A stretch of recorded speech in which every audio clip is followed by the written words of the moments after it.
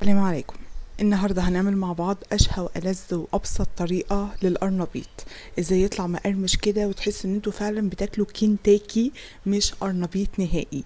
شايفين لونه الجميل وقرمشة رهيبة حرفيا.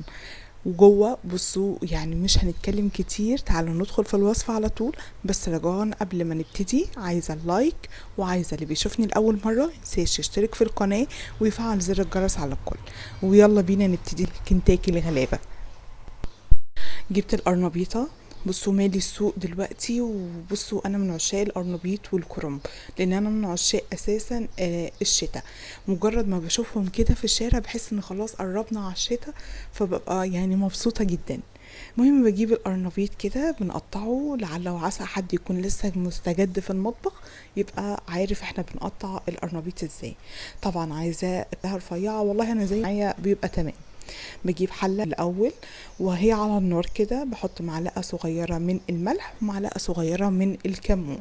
بعد كده ببتدي أسقط فيه القرنبيط كده، واسيبه كده، اغطيه واسيبه حوالي ربع ساعة على نار متوسطة لغاية ما يستوي. ونعرف ازاي ان هو استوى، ان احنا بندخل فيه شوكة او سكينة بتبقى تمام. تتبيلة بقى، بصوا حكاية جربوها وهتدعولي. كوباية من الدقيق، وحبتين من البيض، كوباية من المية، ممكن تستبدلوا المية بحليب عادي. والبهارات بتاعتنا معلقة من الملح، الكاري، البابريكا، الكمون، الكزبرة الأسود، وكمان نص كوباية من البقدونس المفروم، يعني شبه فرم يعني. هنزل هنا بحبتين البيض، بعد كده هنزل بالبهارات والمية، وهقلبهم تقليبة كويسة. تقدروا هنا كمان تضيفوا معلقة كبيرة من معجون الطماطم اللي هي الصلصة، دي برضو لون حلو. يعني ممكن لو مش عندكم بابريكا تستخدم.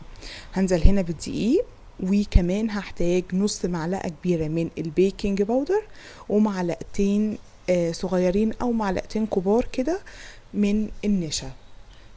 بصوا دول هياخدوكوا في عالم تاني خالص، وفعلا هتخلوا تحسوا ان انتوا فعلا مش بتاكلوا قرنبيط. يعني بذكركم الوصفة دي بكل ثقة وبكل امانة زي ما متعودين معايا في القناة. هبتدي بمضرب سلك اقلب كده كويس جدا. بصوا تقدروا كمان تضيفوا الاول من كوبايه لكوبايه ونص من الميه، يعني ممكن تضيفوا نص كوبايه من الميه ومعلقه دقيق زياده عن الكوبايه، لان لعل وعسى ممكن حجم القرنبيط نفسه تكونوا مستخدمين واحده كبيره، فممكن الخلطه دي ما تكفيش معاكم، فممكن تستخدموا كوبايه ونص من الميه ومعلقه زياده فوق الكوبايه من الدقيق. تمام. حطيت البقدونس وابتديت اقلب كده. كان هنا عندي بقسماط، اللي هو فتات الخبز الناعم او البقسماط. تمام. الربيط بعد ما اتسلق هويته كده فوق بعضه، وما تسيبهوش في الميه، نصفيه من الميه تماما ونسيبه كده عشان يتهوى. تمام. ابتديت اسقط الواحده في الخلطه الاول، بعد كده ابتديت اغلفها تماما بالبقسماط.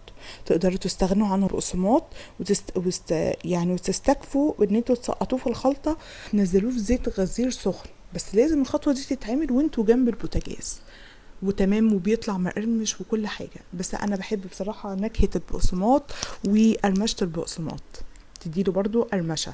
تمام. فبحب اعمله بالطريقه دي.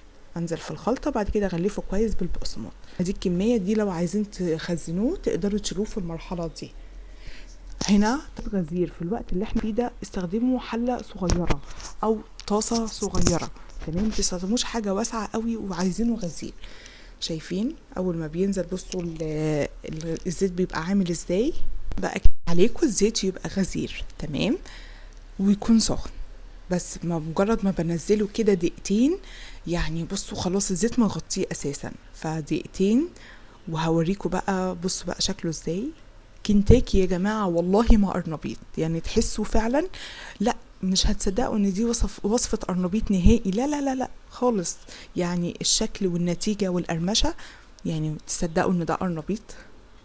فعشان كده بقول لكم الوصفة دي من ساعة ما عملتها وانا بقالي اكتر من سنتين شغالة بيها، يعني النتيجة النهائية. وبحب اكله بالكاتشب جدا، او سلطة بابا غنوج بتبقى تحفة جدا جدا. بصوا الشكل النهائي والجمال بيتكلم عن نفسه. بجد بذكركم الوصفة دي جدا جدا جدا يعني. وما تنسلوش تكتبوا لي رأيكم في جزء التعليقات، شاركوني برأيكم، شاركوني بوصفات حابين نعملها الفترة الجاية مثلا. طبعا مش عايزه اكد اللايك بيفرق معايا جدا، جايز ما بيفرقش معاكم بس بيفرق معايا في القناه تكبر، فيا ريت تضغطوا لايك للفيديو وتسيبوا لي رايكم في تعليق. واللي بيشوفني لاول مره ما ينساش يضغط اشتراك ويقول لي رايه في الوصفه. ده كان فيديو وصفة النهاردة، أتمنى من كل قلبي تكون نالت إعجابكم، وأتمنى تجربوها وبجد ارجعوا قولوا لي رأيكم، واستنوني في فيديو وصفة جديدة قريب إن شاء الله. مع السلامة.